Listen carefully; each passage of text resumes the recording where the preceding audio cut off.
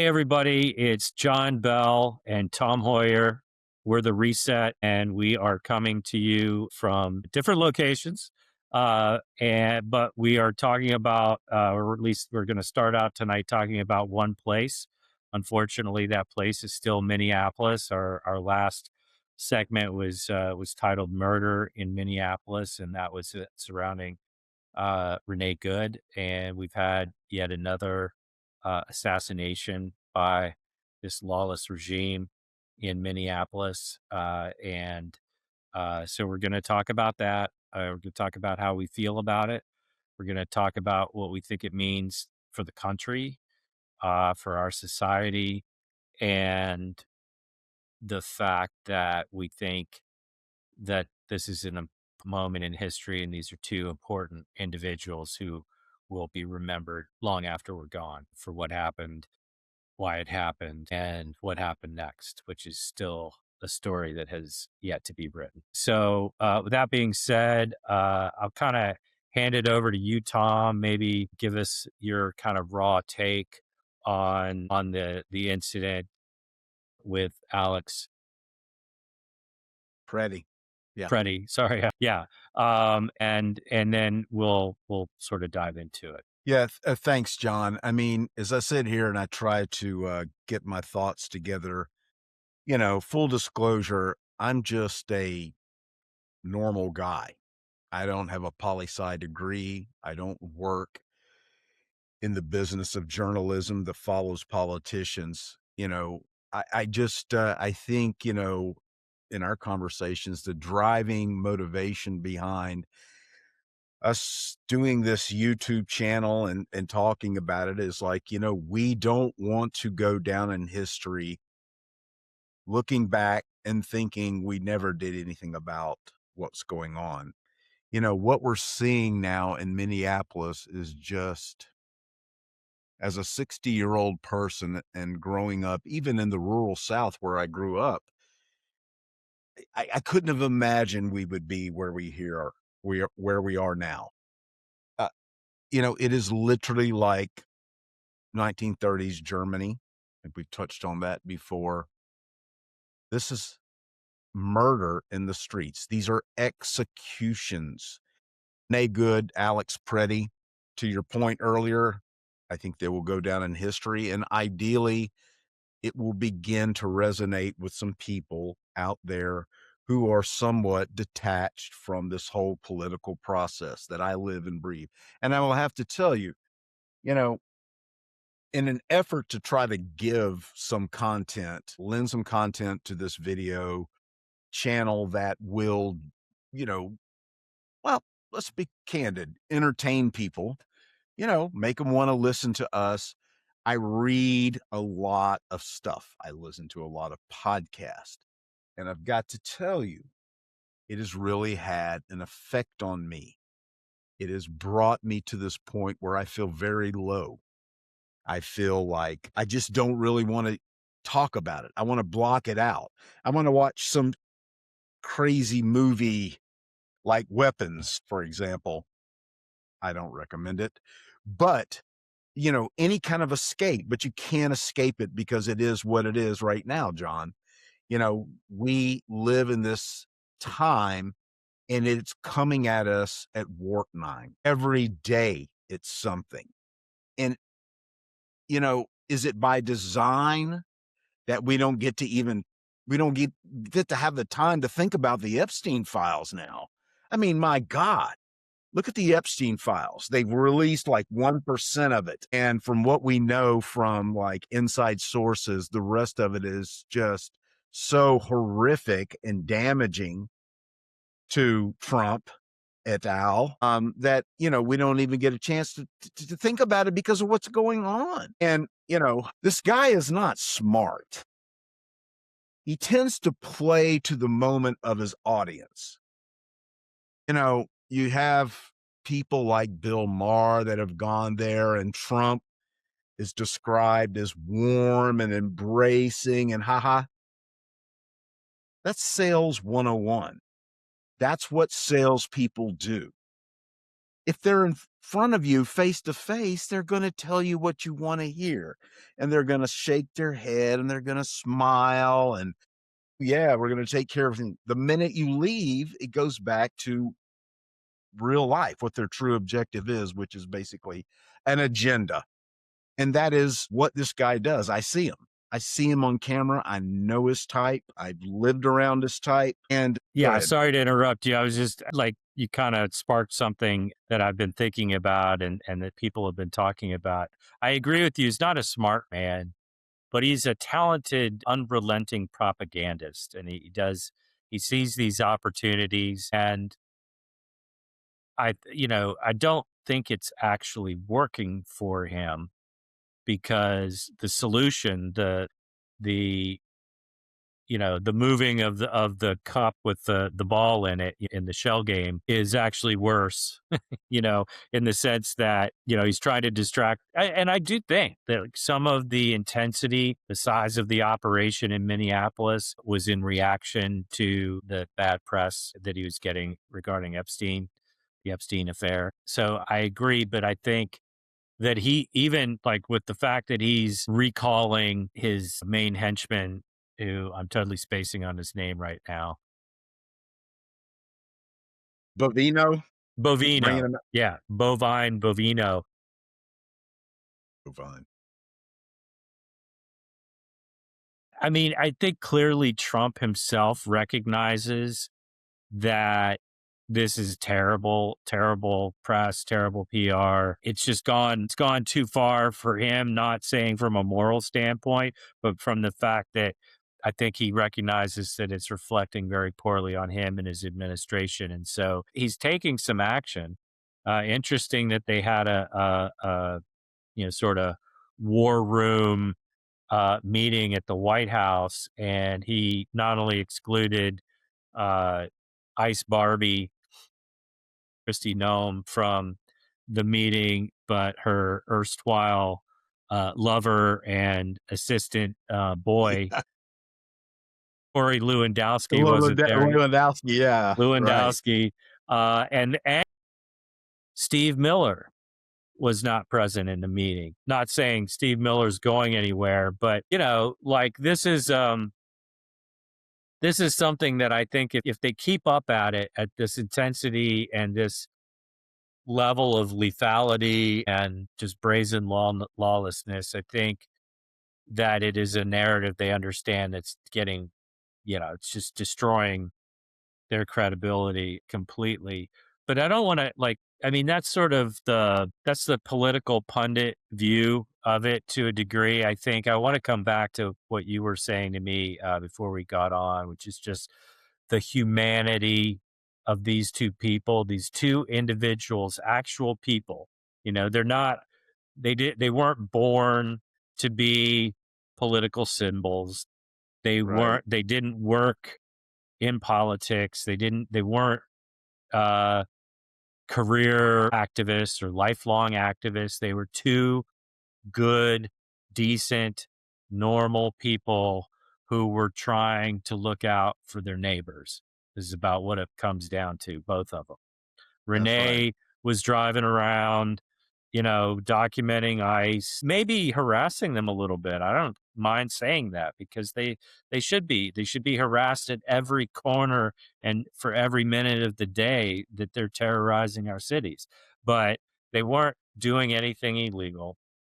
They weren't they had zero intent, no intent to harm anyone, including ICE, including any law enforcement, and they were just there to look out for their neighbors. And Preddy's last words were, "Are you okay?" And that was to the woman that ICE was attacking, and that he was trying to come to her assistance and help her. And for that, he was summarily executed. And yeah, it's just You know, getting back to this, I mean, frankly, they're heroes. I mean, he knew he was putting himself in jeopardy, right?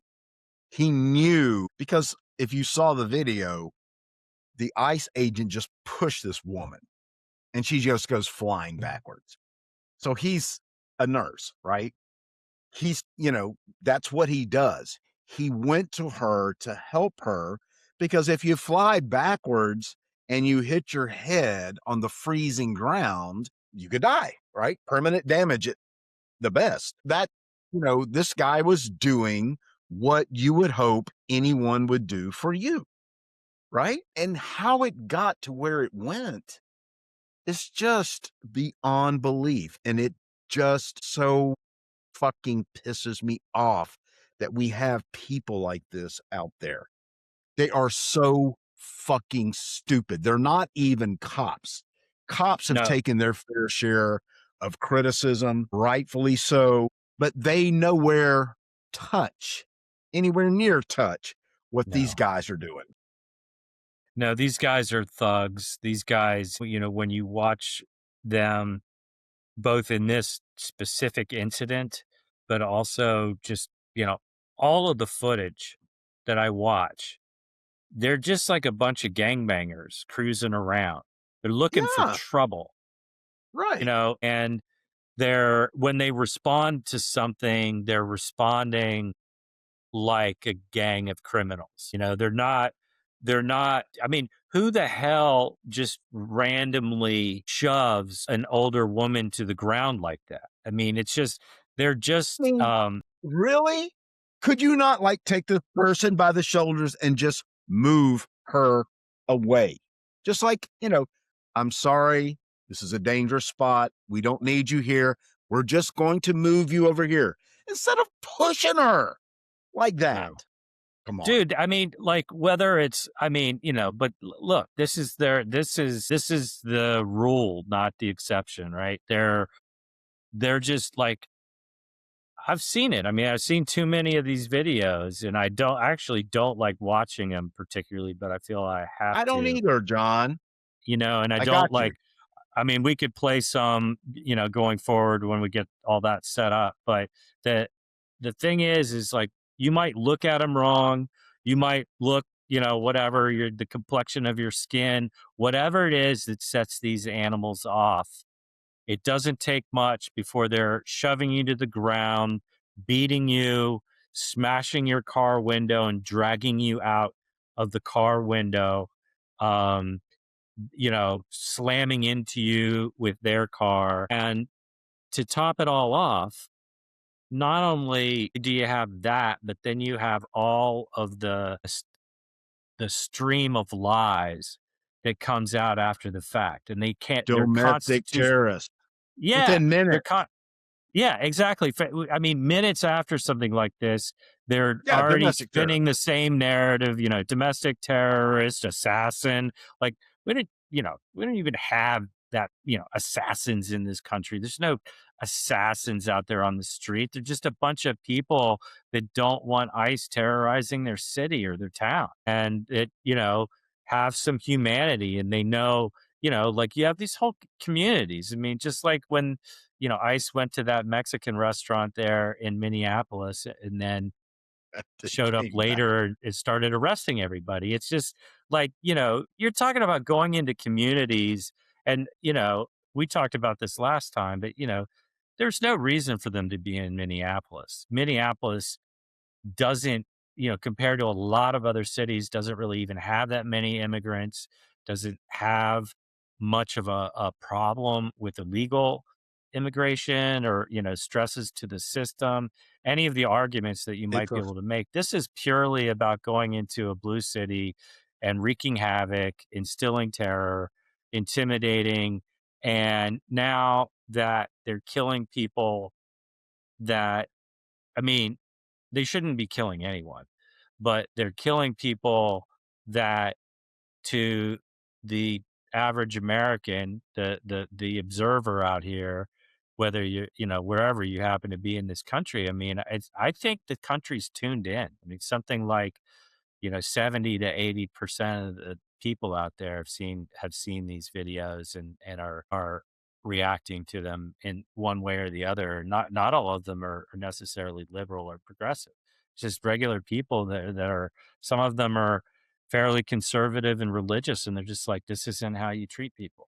And so I think we should never lose sight of the humanity of what's going on that level, because on one hand, you have people that have been specifically recruited because of their lack of character. They're not being Right, we've trained. seen the ad.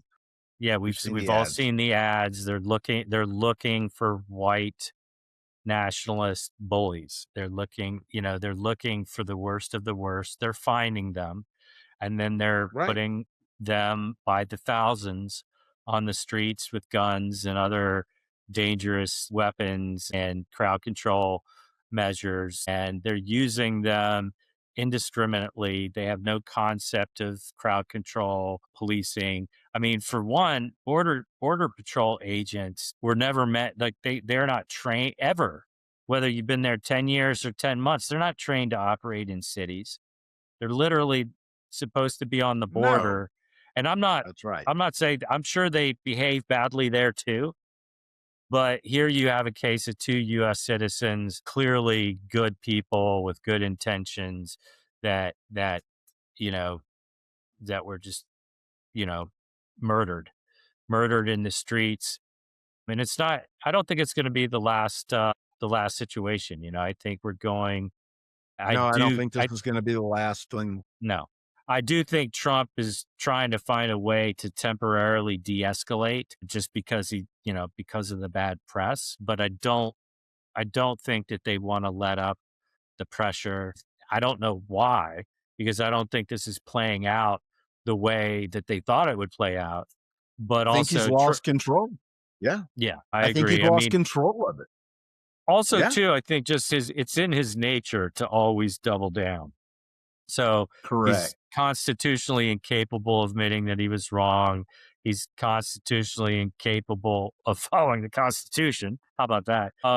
And he, yeah. So I don't think this is the end of it by any stretch. I do think that they're trying to figure out how to get through this news cycle, but if, as we expect, the violence and the interactions like this continue, I don't think that that's going to happen. But you're right. Like, nobody's really breathed a word about the Epstein files since this happened. And I think that's by design. But honestly, I don't know how long this administration can outrun their crimes and misdeeds. I think it's all catching up to them. And I don't think in the longer run that they're actually gonna get away with all of this, because I think But it's it just does make too it hard to predict the future. I mean, you yeah. and I did our 2026 predictions. Think about it. We're not even through the first month of this year, and it seems like 100 year of activity. I have no idea what it's gonna look like in the spring. I'm just Yeah. like, "Holy shit." It is happening so fast. So much is going on. Yeah. This is this is gonna go down posterity, archives of history. We are going to remember this. Our kids are gonna be talking about this from years from now. It is, like, really, really crazy. John, just to kinda segue into our next kinda, like, second half of the kinda show, so you and I talked about earlier today. When you have this kind of disruption and destruction, right? There is no growth without destruction. If there is going to be a silver lining from all of this, what do we want to see emerge from this phoenix like? You know, well, I mean, I want, the viewers that are watching us, what do we want our new country to look like? I think this is very important to start talking about this. It is extremely difficult to separate yourself emotionally from what is going on, right? Very difficult. But we can't lose sight of this opportunity. What do we want a new world to look like? We know there are obvious problems in this country. Again, I'm going to go back to healthcare. Talked about it before. It is plainly broken. You do see some Republicans now starting to talk about this. They know it's broken. You see former Republicans that are formerly on the payroll of large healthcare companies, and they're telling everybody like, this is how this whole system is broken. People, I will tell you this again. Healthcare does not work in a free market economy. You cannot have consumer choice in healthcare. It cannot be, it doesn't follow the laws of supply and demand. It just simply doesn't. Why we have insurance providers. A lot of Republicans say to something to the effect of, I don't want to give the money to the insurance providers. Hey, Fine. you're right. You got it, pal. So Right. what are we going to do? Occasionally, 2 times a day, a broken clock is right. So, I can Thank you. agree with Yes. them on that point, and we definitely, yeah. I think you're right, Tom. I They think you don't go ahead. dare. They don't dare say something to the effect of Medicare for all because it has the tinge of socialism, right? They wouldn't It's not dare just that. say that. Yeah, They're not gonna say it because they actually don't give a shit about people having healthcare. So, I mean, they're right about the insurance companies, but they also want all of that money that would go to providing the actual healthcare. They want that to go to them.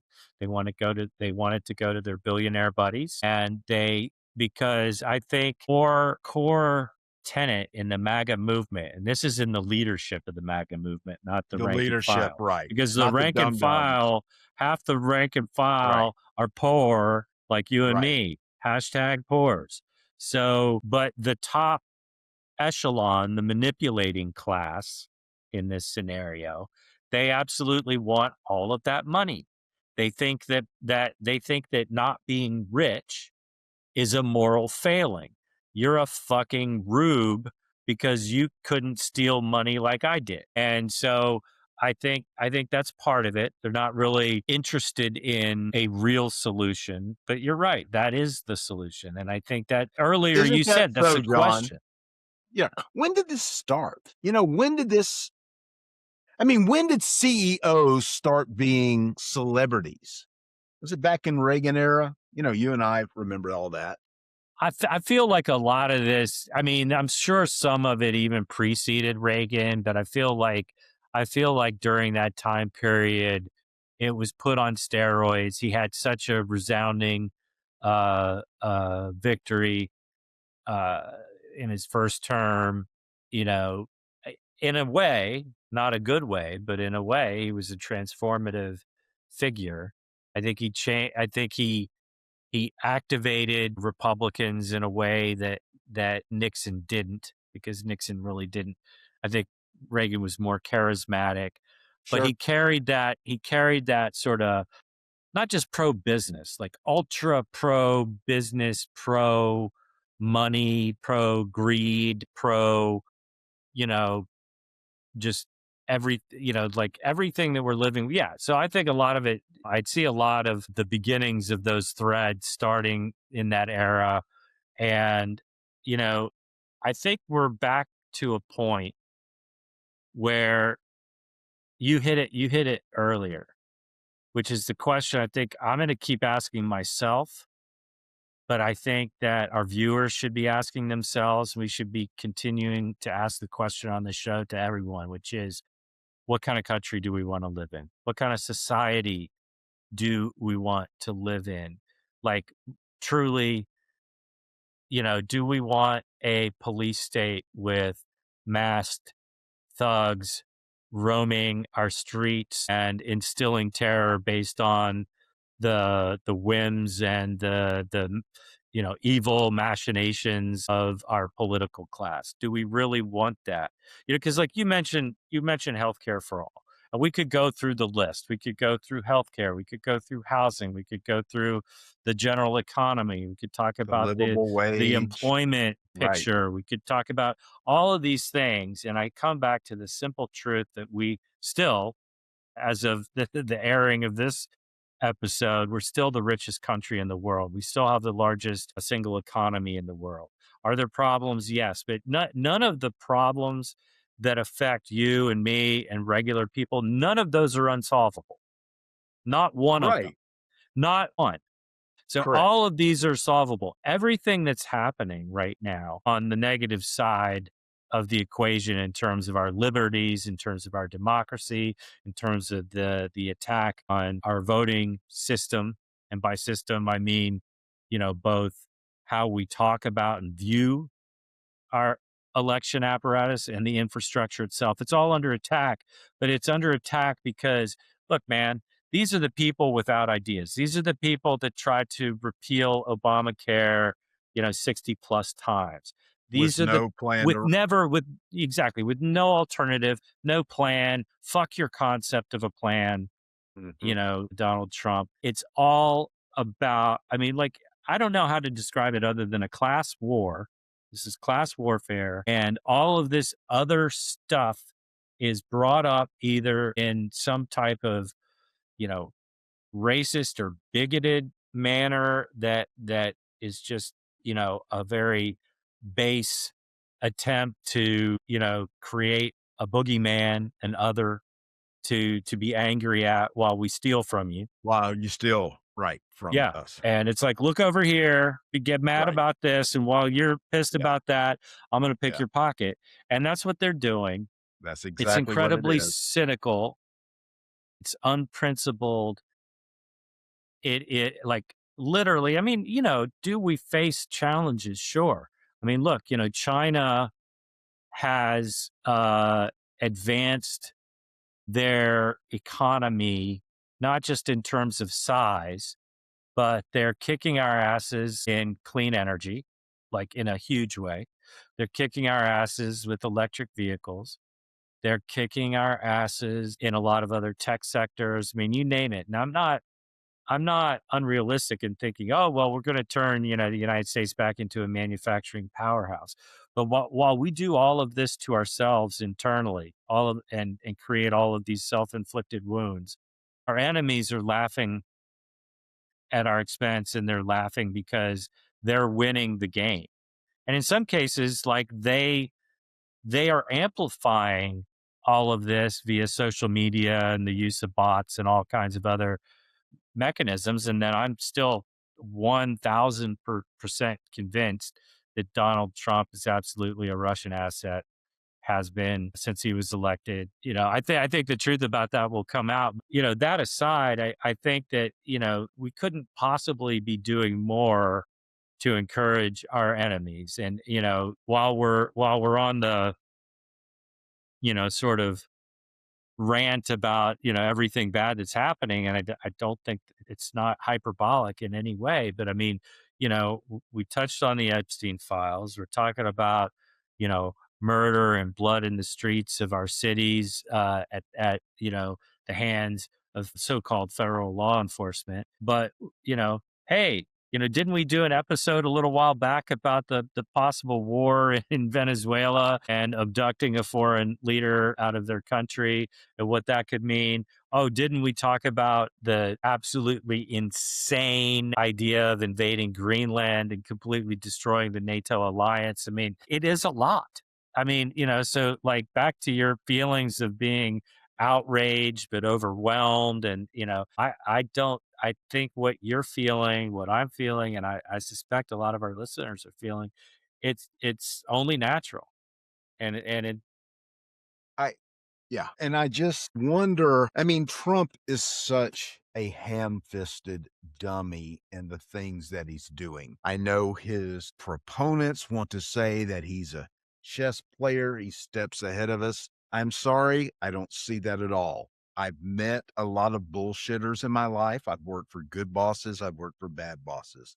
I'm telling you, this guy is a total phony dipshit. He does not know what he's doing. no. If you really have a problem, like he says in Greenland, China and Russia, you don't want them. Dude, if you really have a problem with these two countries and you want to put together some kind of strategic plan to hamper or control what they're doing, you don't alienate your allies in doing Right, that. right, right, right. You No, you basically put your arms around them. You sit down with smart people, which they are, and say, how can we pressure China? Because frankly, I mean, they've got a lot of shit together. How do we pressure China to make sure that we're going to steer them in the right direction to do what we want to do? And the only way we can do that is by cooperation, collaboration, a team effort to do that, because they can't outnumber us, one small country, but instead he alienates our allies. I mean, Well, so just like, Tom, it's just idiot. He's just no, an idiot.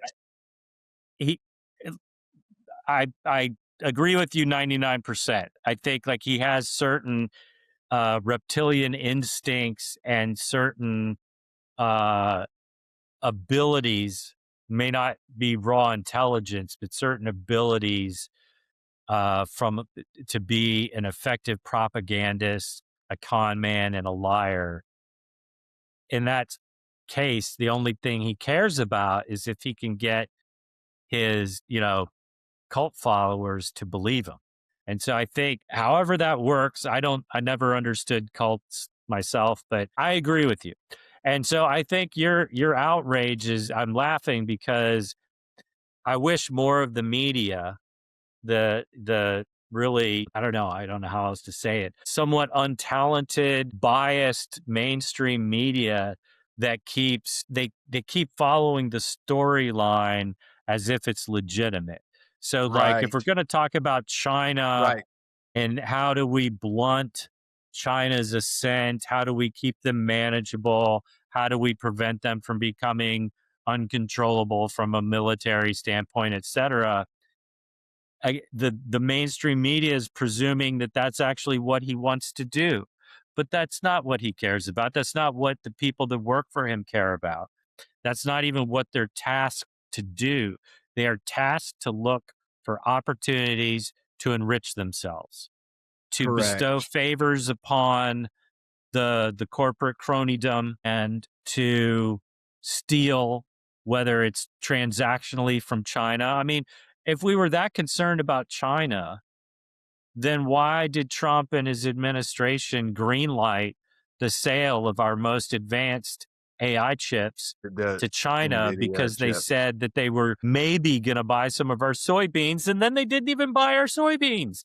So, like, What? yeah, whoopsie. You're right, Tom. There's no master plan. I mean, there is.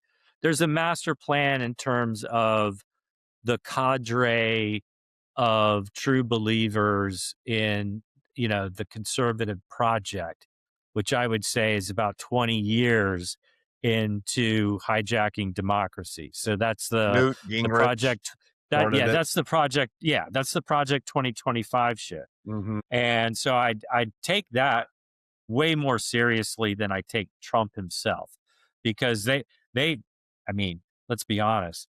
Project 2025 was probably, a lot of it was written or conceived before Trump, and it was written and conceived without his direct input, but it was certainly crafted to take advantage of his hold Do and you his think his do you think it lives without him? I mean, if you cut off the head, do you think it lives without him?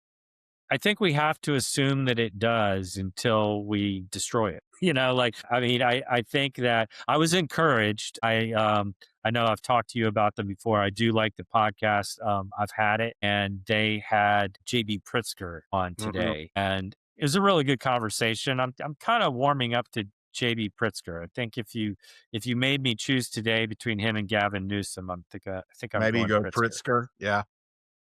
because I think he's a much more genuine person than Newsom. And I think, oddly enough, I mean, well, first of all, Newsom is not poor, and his wife comes from a billionaire family. Newsom, Let's be yes. Okay, yes. let's be I'll clear talk about about that. Newsom in a minute. Yeah, but and Pritzker is an, I mean, like they tweaked him on it today on the show and said, "Well, Because he's been you are a billionaire." And he's like, "Yes, right. I am. I am a billionaire." But I think he's more a man of the people, and someone that is intensely interested and committed to fairness, decency, democracy. I think I think the more that I've listened to him, I think that he gets it. Do I wish that maybe he wasn't a billionaire? Sure. Like I would rather not. I would rather have no billionaires involved in our politics. But nonetheless, anyway, the point that I wanted to make about Pritzker was that they touched on sort of this theme that you and I are hitting on, which is what kind of country are we going to have? What are we going to do about all of this? And I was very encouraged to hear JB mention the fact that, whatever name you want to give it, but he said emphatically that we absolutely need a Project 2029. We need a robust which is and what we've talked about, viewers, many times. exactly, exactly. So, like, give us a little cred here. We've been talking about this for quite some time. It's really kind of the premise behind the name, the reset, in terms of having to hit the reset button and reformulate. Sometimes I like to call it a crucible moment when we're all standing around the crucible and melting everything down into its pure essence, and then recasting something out of that. And so I was encouraged to hear that because I have yet to hear many Democratic leaders, and I'm sure he's going to run for president, so he's going to be in the mix. But nobody's really talking about that. You're not going to hear that type of talk out of Hakeem Jeffries. You're sure as shit not going to hear it out of Chuckles, Charles Schumer in the Senate. And we need a thoughtful framework that we can have debate.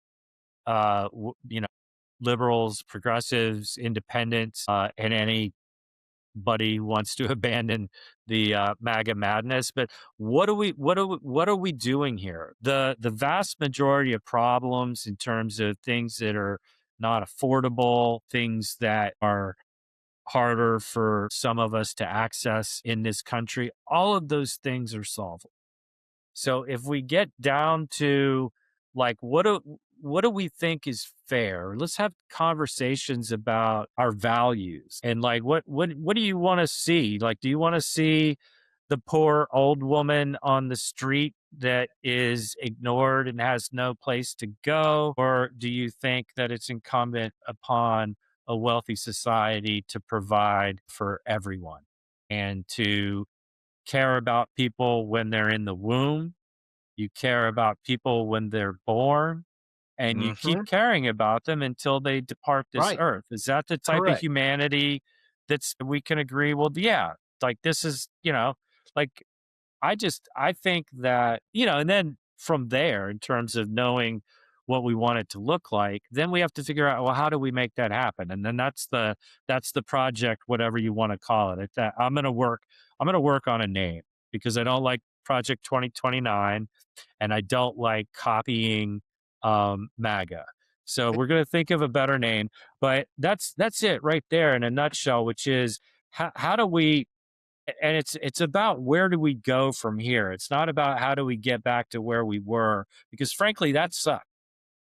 Right. The Right. reason why MAGA exists, why a Trump like figure, a con man of epic proportion can succeed, the only way was for the system to be broken to begin with. And so Correct. it's been broken by wealthy interests, by powerful and wealthy corporations, and And the right. billionaires who run them.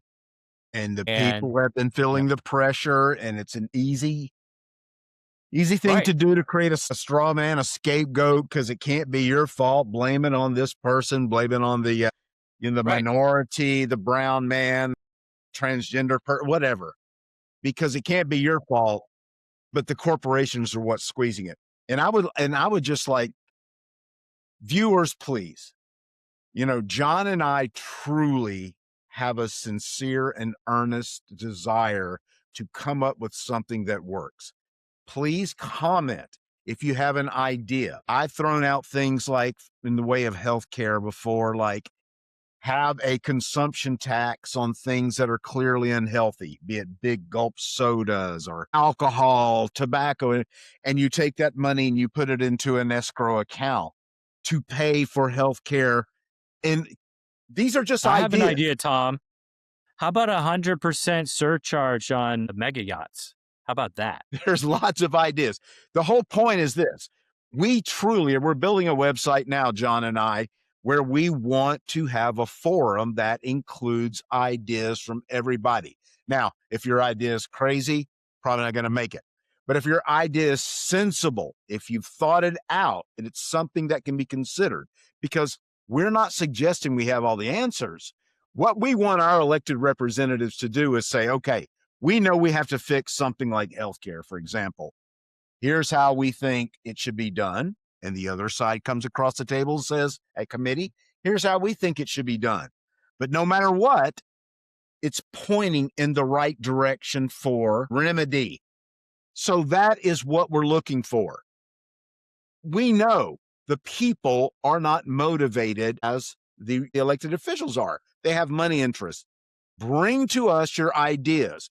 We're going to craft a recipe book, and I promise you, we are going to bring it to the politicians. So, whoever's watching, that's what I want to see. I want to see more comments. I want to see emails. Send us what you're thinking, and we're going to put together some kind of a plan that's going to give these corrupt dummies a path to get it to where we want it to be. Because I think there's going to be a plan and a place to do it now. I think that was really well said, passionately delivered as well. And no, I'm really sincere because I think this is what, like, if anything good can come from the Trump era, it is That's the, what I'm saying. I mean, in a way, the tearing down of America will allow us to rebuild America, to reimagine America, to Right. recreate it in a way that, I mean, let's look at it. I mean, I would say, because I grew up in West Virginia, a rural, poor, very white area. And there are a lot of places like that. And you can kind of extrapolate across rural America, and the challenges are numerous. I mean, you have, you've had a long, decades and decades and decades long demographic movement from the countryside into the cities in America. You have the loss of jobs, you have the loss of opportunity, you have the feeling of economic and hopelessness in those types of scenarios. And I've seen it in various towns in Appalachia, and I think it's happened all over America in a certain way. And hey, like, I'm mad. I've been mad for a while that we can't get unquestioned, unfettered access to healthcare when we need it as citizens of the richest country on the planet. And that makes me angry. And I think that makes other people angry. And I think, no matter who it is, working class, middle class, I don't think you're wrong if you feel like you're being screwed. You probably should be angry, but just Right. let's be angry at the right people and Correct. the right things that are causing the pain, so that we can get past that to what are we going to do to fix it? Because again, I say all of it can be fixed.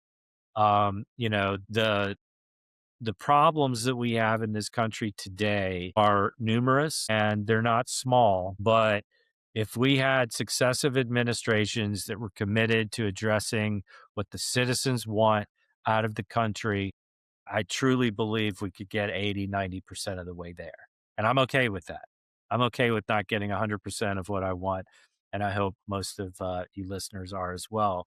But if we can get enough and we can get what will amount to a dignified, decent, peaceful life to pursue what we want out of life, we can't really ask for a lot more than that. And that's not what's being served up. That's not what Trump and MAGA are ever going to deliver, because they don't care about any of that.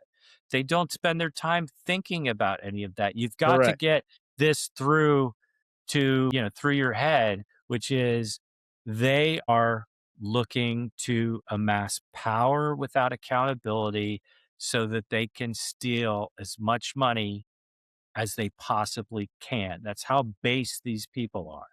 So, like, let's not have conversations about the three-dimensional chess. Let's not have conversations about, what their China strategy is. The strategy is a shakedown, and the strategy is that of a bully to intimidate. And if it doesn't, I mean, look at them. They're willing to intimidate anybody. They've already said that anyone who isn't MAGA is a domestic terrorist, is an enemy.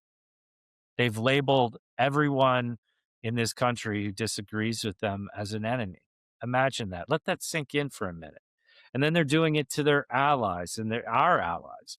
And they're doing this at great cost. So, and trust me, the price for our dalliance with fascism and authoritarianism, we will be paying down that bill for a long time. For a long And time. that's and that's No, that's why you're right. Tom and I are doing this. It's another reason why we're doing this is because we don't believe, this isn't like, hey, let's get everybody excited about the midterms and let's win the midterms. That's a must. That That we have to do that.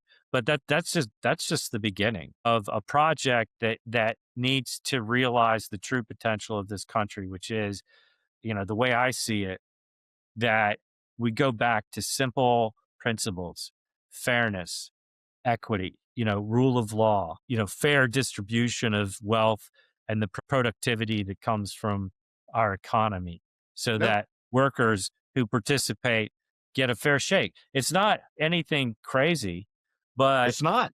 You're right.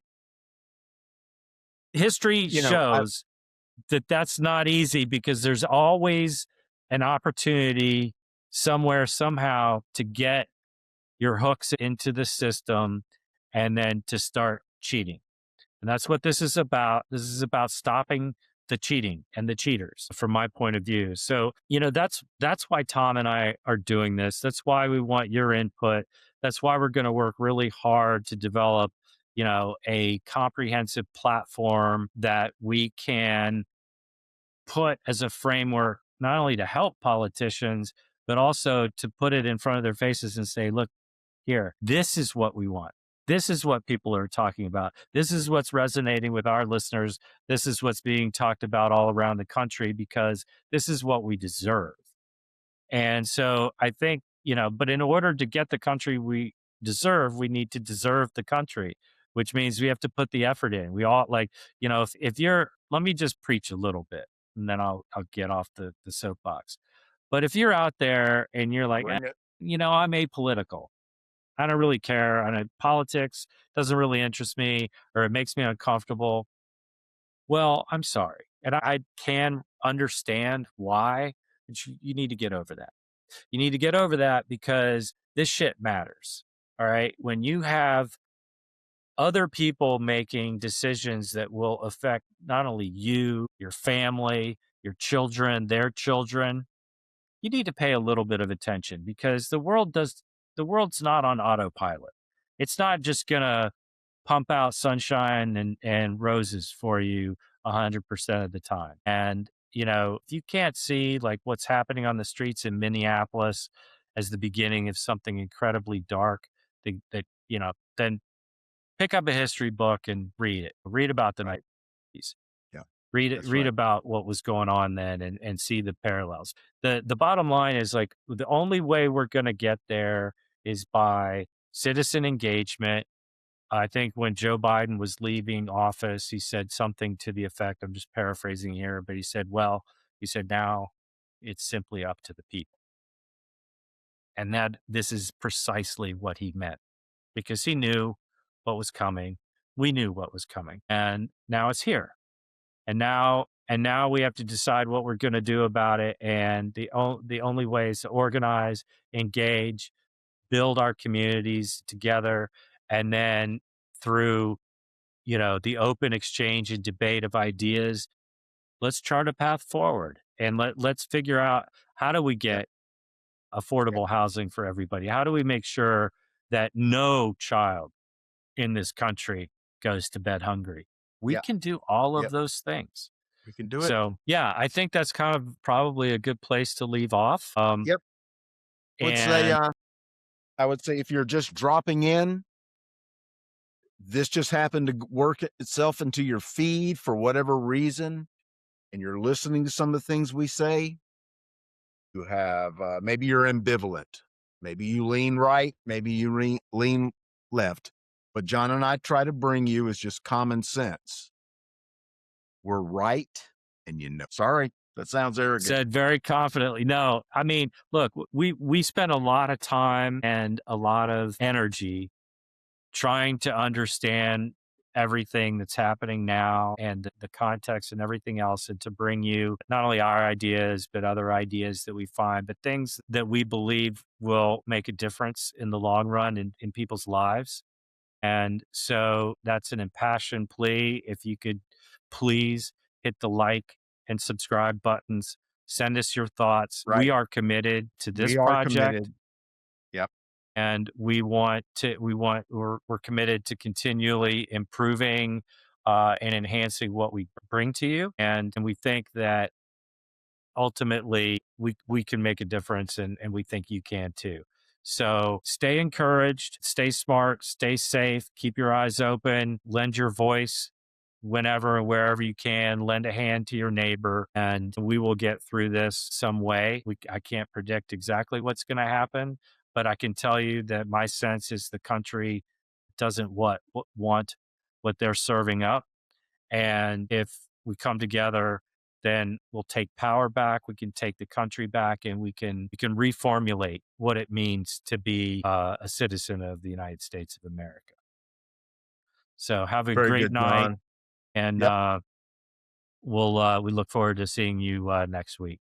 Take care, America. Bye, everybody. Take care. Be safe.